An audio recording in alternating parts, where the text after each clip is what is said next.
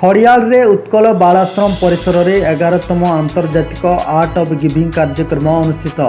नुआपड़ा जिला खड़ियाल उत्कल बालाश्रम ठारे किस और kit पक्षर 11तम Antarjatik art of giving कार्यक्रम अनुष्ठित हो जाइछि। कलिंग टीवी जिला प्रतिनिधि कुनु करुआ अध्यक्षतार आयोजित आर्ट ऑफ गिविंग कार्यक्रम में मुख्य अतिथि भाव में खड़ियाल गोष्ठी उन्नयन अधिकारी वीरसन बेहरा जोग देथिले।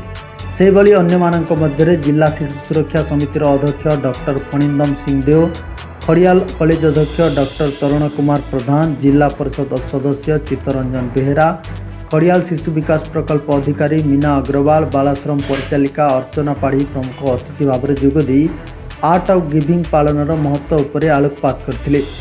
चलित वर्षर आर्ट ऑफ गिविंग रो थीम रही अर्थात आर्ट ऑफ गिविंग कौन।